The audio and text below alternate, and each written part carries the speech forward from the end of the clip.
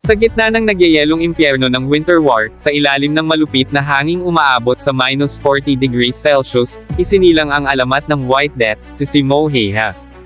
Kilala siya bilang isang maalamat na sniper na, sa tulong ng kanyang Valkyrie, ay kayang pumatay ng Diyos gamit lamang ang isang bala. Ngunit hindi lamang iyon, dahil sa kanyang nag-uumapaw na husay at makapangyarihang bala, nagawa rin niyang tamaan sa ulo mismo ang Diyos ng panlilinlang. Ito ang tatalakayin ko ngayon, kaya kung handa ka na, Teren, at simulan na natin. What's up mga Koops, Manga Moto nagbabalik. Record of Ragnarok Kabanata 102. The Miracle of Kala. Magsisimula ang kabanata sa taong Disyembre taong 1939 sa lawa ng Ladoga, Timog Finland. Sa gitna ng malalakas na hangin ng taglamig at nagngangalit na sigaw ng digmaan, isinilang ang isang alamat na hanggang ngayon ay inukit sa mga pahina ng kasaysayan, ang himala ng Kola. Isang kwento ng kabayanihan, hindi ng isang hukbo, kundi ng isang normal na tao lamang. Siya ang tinaguriang White Death, si Simo Häyhä. Ika-30 ng Nobyembre taong 1939.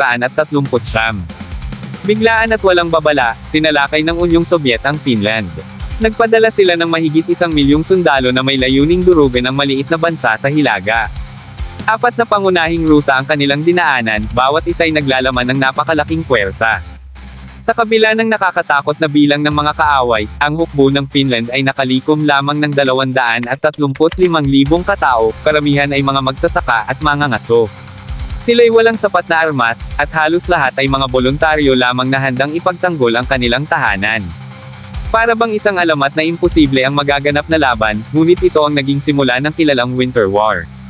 Sa Kola River Defense Line. Sa gitna ng yelo at nyebe, nanlamig ang mga sundalong Finnish nang makita nila ang nagmamarchang libu-libong sundalong Sobyet. Sa kanilang isipan, paano nila magagawang labanan ang 4,000 kaaway gamit lamang ang 30 tao. Tila oras na lamang ang binibilang bago tuluyang bumagsak ang kanilang depensa. Subalit, sa gitna ng takot at kawalan ng pag-asa, tumayo ang isang sundalong Finnish na tila walang takot sa kamatayan. Si Simo Häyhä, simpleng tao, ngunit napakalaki ng puso. Nang makita niyang papalapit ang mga Sobyet, inabot niya ang kanyang rifle at pumwesto. Walang salita, walang pag-aatubili. Ang unang bala niya'y tumama sa ulo ng isang Sobyet. Ang katahimikan ng battlefield ay napalitan ng sigawan at kaguluhan. Ang laban ng pinapangambahan ay nagsimula na. Sa loob lamang ng ilang oras, nag-iba ang takbo ng digmaan. Isa-isang nagtumbahan ang mga Sobyet, ang bawat putok ng rifle ni Simo ay eksaktong tumatama sa ulo ng kaaway. Hindi makapaniwala ang magkabilang panig. Paano ang isang tao ay kayang pabagsakin ang ganitong karaming sundalo? Hindi nila alam na nakaharap nila ang isa sa pinakamagaling na sniper sa kasaysayan. 134 na kaaway ang agad na namatay, at patuloy pa itong dumami. Ang malamig na kagubatan ng Finland ay naging libingan ng mga Sobyet, lahat ito dahil sa walang takot na depensa ni Simo at ng kanyang kasamahan. Sa gitna ng isang mundo kung saan ang temperatura ay bumabagsak hanggang -40 degrees Celsius, hawak ni Simo Häyhä ang kanyang rifle. Maingat niyang kinasa ang sandata, nilagyan ng bala, at sinipat ang kalaban gamit ang iron sight ng kanyang rifle. Ang Sobyet, na nakauniforme ng kakaibang kulay, ay hindi makapaniwala. Sa kanilang palagay, imposibleng may tumama sa kanila mula sa ganoong kalayong distansya, 500 metro ang layo ng Finnish defenders. Pero heto sila, isa-isang bumabagsak. Ang sundalong Sobyet na nagtataka pa kanina ay siya na ngayong nakahandusay, tinamaan sa ulo. Siya ang ika-138 na biktima ni Simo mula sa ganong kalayong distansya. Sa puntong ito, kumalat na ang takot sa hanay ng mga Sobyet. Parang hatol ng kamatayan ang White Death sa kanila, kumikitil ng buhay gamit lamang ang isang rifle na walang scope. Nang maramdaman nila ang sunod-sunod na pagkawala ng kanilang mga kasama, mahigit 3,000 Sobyet ang napaatras. Samantala, ang mga kasamahan ni Simo ay hindi rin makapaniwala sa kanilang nasaksihan. Ang depensang binubuo lamang ng 30 sundalo sa Ilog Kala ay matagumpay na nahadlangan ang isang buong dibisyon ng Sobyet na may higit 3,000 na lang na tropa. Nagdiwang ang mga Finnish soldiers, sumisigaw ng pangalan ni Simo bilang pasasalamat at paggalang. Parang himala ang naganap, at para sa kanila, si Simo ang naging pangunahing dahilan ng kanilang tagumpay. Sa gabi, habang nagkakape at nagkukwentuhan ang mga sundalo, ramdam ang gaan ng kanilang mga puso. Sa wakas, nairaos nila ang Pasko kahit nasa gitna ng digmaan. Isang sugatang sundalo ang nagsabi, kung wala si Simo, sigurado, patay na sila. Tumawa ang ilan nang banggitin ang mga di makapaniwalang kwento tungkol kay Simo, ang pag-asinta niya sa napakalayong distansya ng walang scope ay imposible daw para sa isang tao. May nagsabing, kailangan ng 100 subok bago makatama sa ganon kalayo. Sagot ng isa pa, baka 1,000 subok ang kailangan. Nagtawanan sila, kahit papaano'y sa kanilang biruan ay napagaan ang kanilang kalooban. Pero sa gitna ng mga kwento at tawanan, lumabas ang mas malalalim na damdamin. Isang sundalo ang nagsabing gusto na niyang makauwi sa kanyang pamilya. Ang isa pa, nangangarap lamang ng mainit na sopas mula sa kanyang ina. Ngunit lahat sila, kahit ano pa ang dahilan, ay nagkaisa, basta kasama nila si Simo, may pag-asa silang makauwi ng buhay. Taas noo para sa ating inang bayan. Kasama si Simo, tiyak ang tagumpay. Sigaw ng isa, na sinundan ng malakas na hiyawan mula sa grupo. Sila ay nagkakaisa, handang ipaglaban ang kanilang lupain, ang kanilang pamilya, at ang kanilang buhay. Sa kwento ng Winter War, si Simo Heiha ay hindi lamang isang sundalo, siya ang naging simbolo ng tapang at pananalig. Isang bayani na, para sa mga kasamahan niya, ay parang Diyos ng digmaan, laging handang ipagtanggol ang kanyang bayan. Nagtanong ang isa sa mga sundalo kung nasaan si Simo at bakit hindi nila kasama ang bayani ng kanilang digmaan. Sumagot ang isa sa kanila, maaga raw nagpahinga si Simo dahil marami pa silang gagawin kinabukasan. Lalong humanga ang sugatang sundalo sa disiplina na ipinapakita ni Simo. Ito raw ang dahilan kung bakit talagang hinahangaan niya ang kasama, sa kabila ng lahat ng kanyang nagawa, nananatili itong disiplinado at mapagpakumbaba. Para sa kanya, lalong naging kahanga-hanga si Simo. Dahil dito, nagsimula na ring tumulad ang iba pa nilang mga kasamahan, mas maaga na ring matutulog ang ilan sa kanila upang gayahin si Simo. Ngunit sinong mag-aakala? Ang totoo, ang iniisip ng lahat ay maaga lamang natutulog si Simo upang magpahinga. Ang hindi nila alam, mula pa noong unang beses na nakapatay siya ng tao, wala nang gabing nakatulog si Simo ng payapa. Patuloy siyang humihingi ng tawad sa bawat katawan na kanyang napatumba. Hindi niya pinapakita ang sakit na nararamdaman para hindi panghinaan ng loob ang kanyang mga kasamahan. Lalong bumigat sa kanya ang pighati nang maalala niya ang isang sundalong kanyang napatay, may pendant itong suot na may larawan ng asawa at anak. Isang sulyap lang dito, at para bang binagsakan siya ng buong mundo. Sa likod ng bawat pagkalabit niya sa gatilyo, sa bawat binitiwang bala, hindi kalaban ang kanyang unang iniisip, kundi ang bawat pamilyang mawawala ng mahal sa buhay. Pero wala siyang pagpipilian. Kailangan niyang lumaban para sa kapayapaan at kaligtasan ng kanyang inang bayan. Ayaw man niyang makapatay, hindi na niya ito matakasan.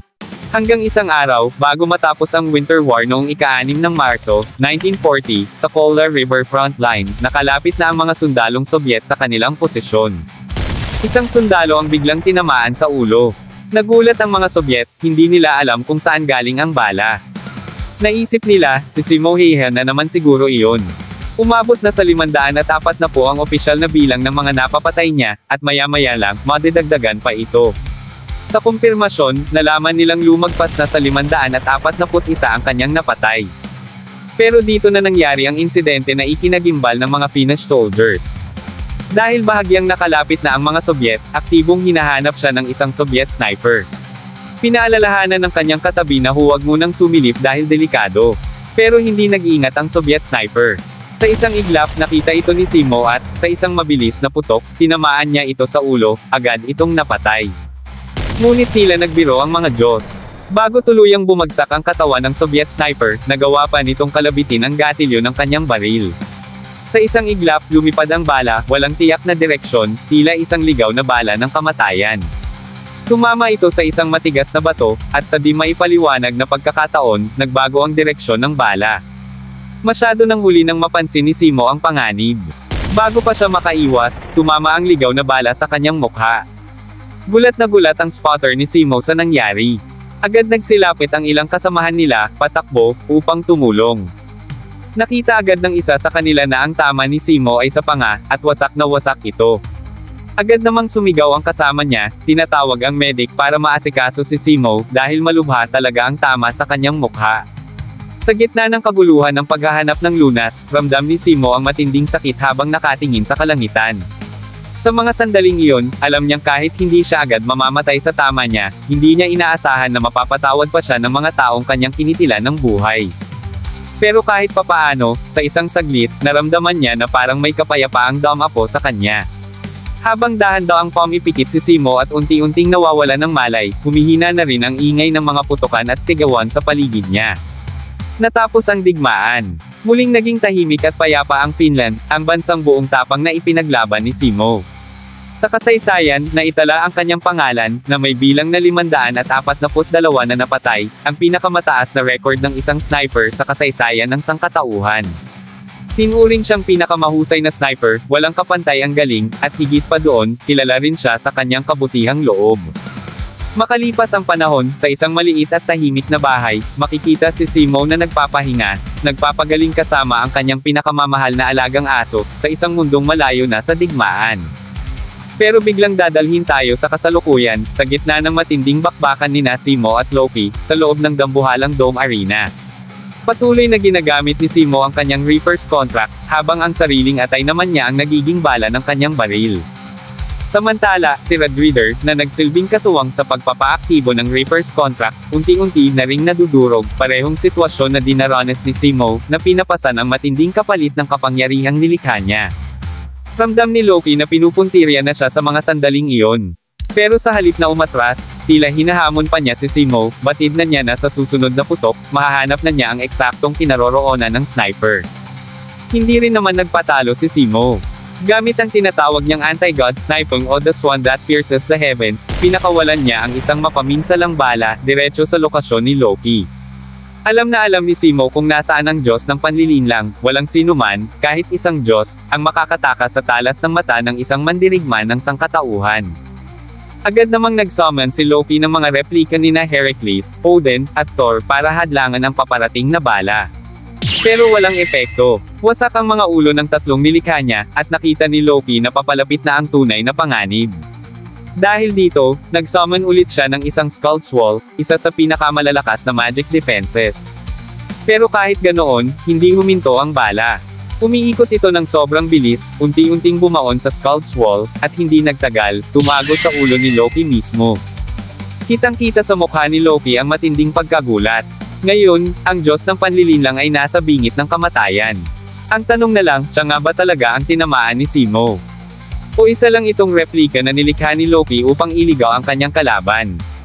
At dito na nagtapos, alam kong bitin ka sa kwentuhan natin, kaya sorry na agad. Shoutout po muna kina. Sa pilit ng digmaan siya'y naririnig, boses na walang takot, tuno ng pag-ibig. Sa bawat hapang ng bayani at mandirigma, mga moto, ikaw ang sa kanila'y nagpakilala. Sa puso ng mundo, ikaw ay naiin.